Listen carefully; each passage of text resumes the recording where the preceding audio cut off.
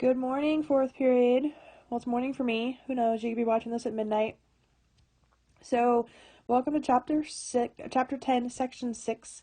There are only 7 sections, so we're almost there. Our first theorem of the day is our segments of chords theorem. So,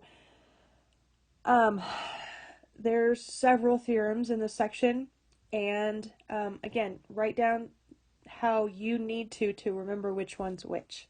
Okay, so when two chords meet in the middle, let me make my pen skinnier, of your circle.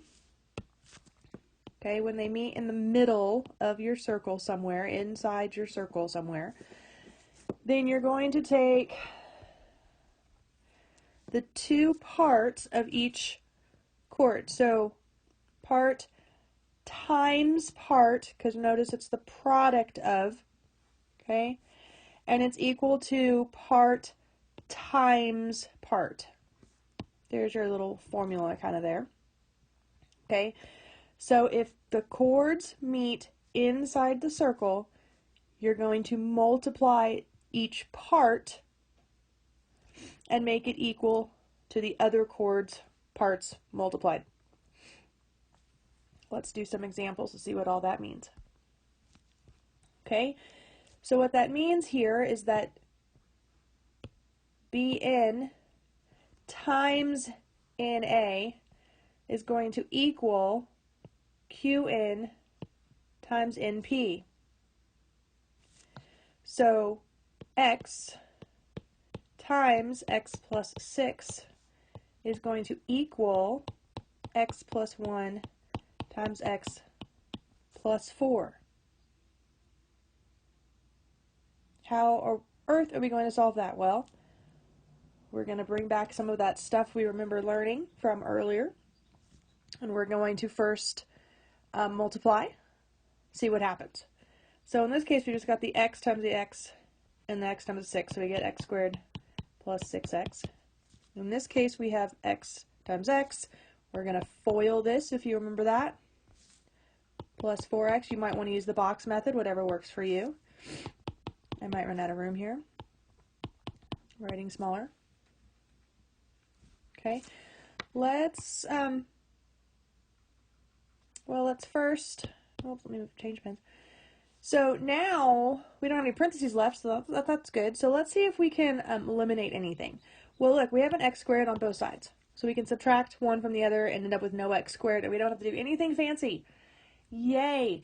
You're going to have to do some fancy stuff probably in this section, and I apologize in advance. So that gives us 6x equals, let's go ahead and combine those, 5x plus 4. Hey, subtract 5x, so we get x equals 4. Okay, but the question is not asking for x equals 4, so keep that in mind that you need to go back and make sure you're understanding what the question is asking for.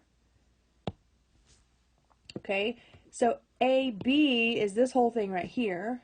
So if we put a 4 in there and a 4 in there, 4 plus 6 is 10, plus 4 would be 14. Okay, some of you are going to want to multiply this, but of course it's just part plus part equals the whole thing, right? We're only multiplying because that's what our formula is in order to solve for the missing part. Okay, so AB is 14, and then we put a 4 in here and a 4 in here. 4 plus 1 is 5, 4 plus 4 is 9, 5 plus 9 is, 4 plus 4 is 8, not 9. I'm okay. 4 plus 1 is 5. How did I do my math wrong? Oh, because they're not actually equal. That's why. I'm okay. They're not actually equal. They're only equal when you multiply the parts, right? And that we're only using that formula in order to find what x equals, okay? So don't think of it as this side, this chord is equal to this chord, which if it's drawn to scale, obviously not. So 8 plus 5 is 13, I think. So there you go. I hope that my stumble helped you unstumble as well. Okay, here's our next piece of notes you need to write down. This first is just some kind of definitions in order to get to our theorem, our next theorem that we'll do some math with. Okay, so a tangent segment is part of the tangent, right? That is from endpoint to endpoint. That's why it's a segment, okay? A tangent technically is a line that goes on forever. So is a secant, okay? But we call it a secant segment if we're actually talking about just that part of it from endpoint to endpoint. And we, of course, would call the part of the secant segment that's outside the circle the external segment, because external means outside. Hopefully that makes sense. And the tangent segment is always outside, because no part of a tangent is ever inside a circle. Pause, write it down, whatever you need to do. Here is our theorem that goes with this, okay? Now, I think I told you at the beginning that we have several theorems, and they're all they all almost look alike and have pieces that are the same, but they're different, okay? So here we're talking about two secant segments that meet outside the circle, okay? We learned other things, but now we've been talking about the arcs and everything that were created. Today we're talking about the lengths of the actual segments, okay? I'm sorry I didn't say that from the beginning.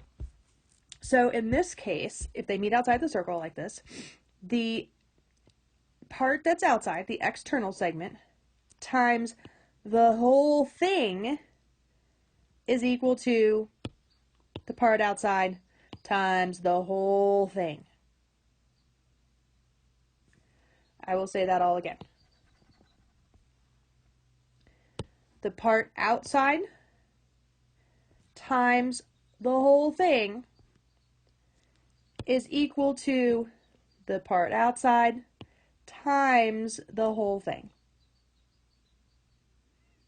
Let's go see what that means to us. So, can you see this? Maybe you can't, because I can't write. So you can't see that there's another problem there, hopefully. I'm not quite sure what it's going to do to my being able to write. Okay, but anyway, we'll figure it out. So remember, it's the part outside times the whole thing. So 3 times 9 plus 3, 12, is equal to the part outside times the whole thing, which would be 4 plus x. Again, the whole thing would be 4 plus x. 4 plus x. So that means we have 3 times 12 is 36. 4 times 4 is 16 plus 4x. So that would mean 20 equals 4x.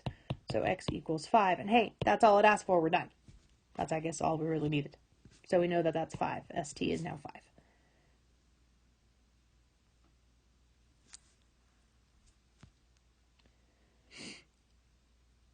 Okay, so this is actually a second problem, and it's out of your book straight. You can see it in your book. It is one of the monitoring progress ones.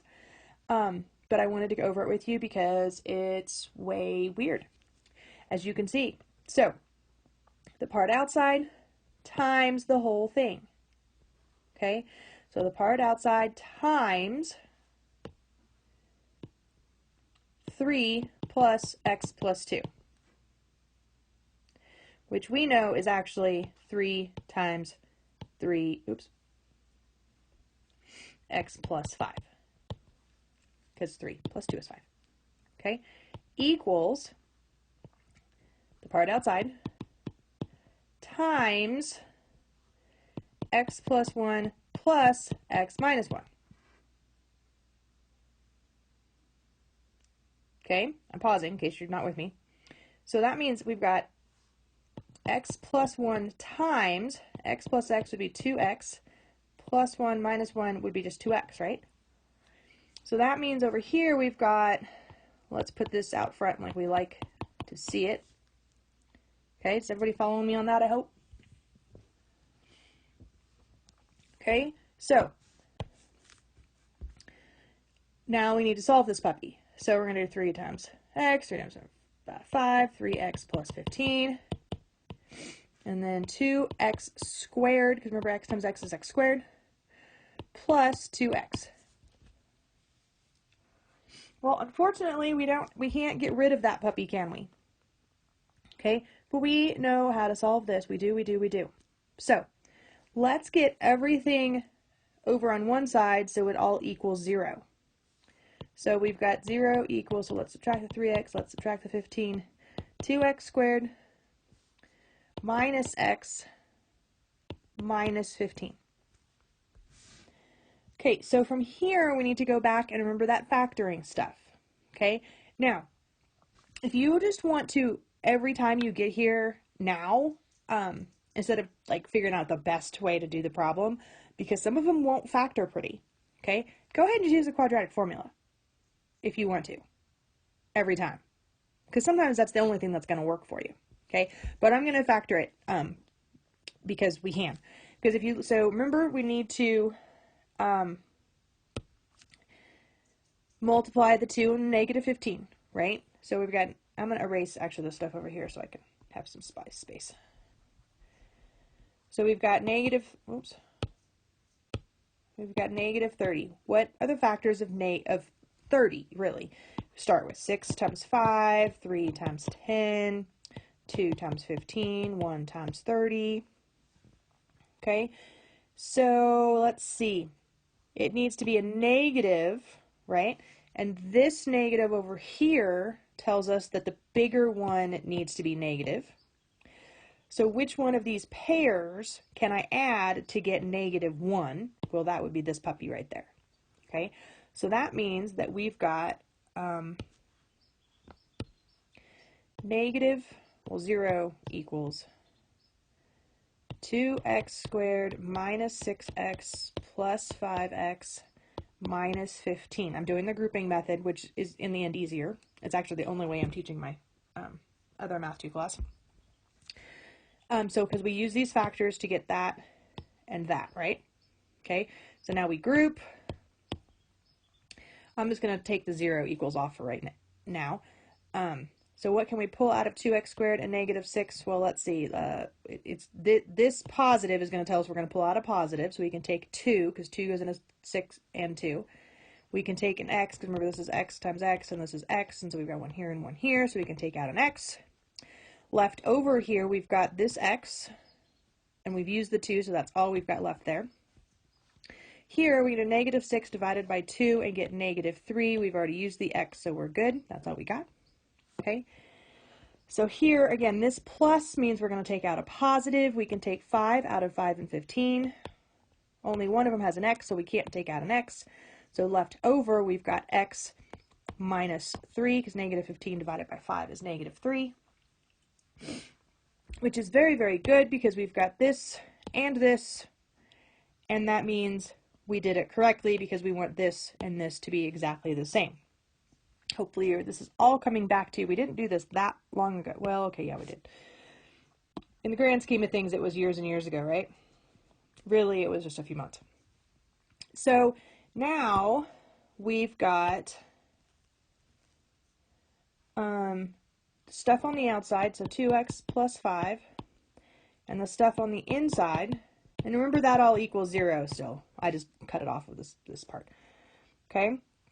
So now we have to solve. Because remember, we're trying to figure out what x is, right? That's the whole thing, is we're trying to figure out what x is. So let's solve each of those for 0. So 2x plus 5 equals 0, and x minus 3 equals 0.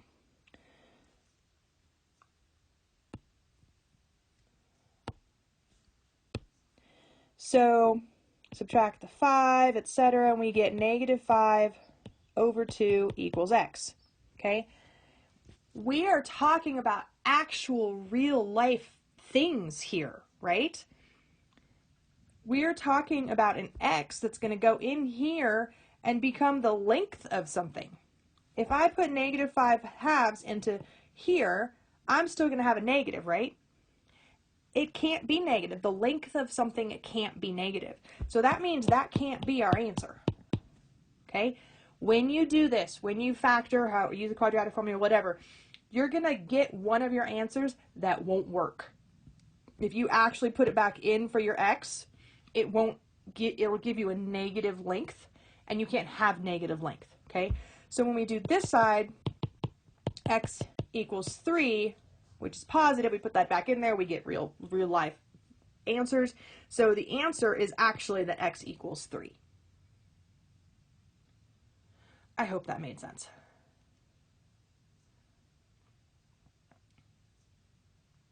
I am moving on. Please let me know if you have questions. Okay, we have, I believe this is our last theorem. Second to last, maybe? No, I'm pretty sure it's our last theorem. So, in this case, it's when a secant and a tangent, I just said that backwards. When a secant and a tangent intersect outside the circle. Okay? So the tangent, remember, it touches the circle, but only once. The secant goes through the circle. Okay? And so this theorem is when they meet outside.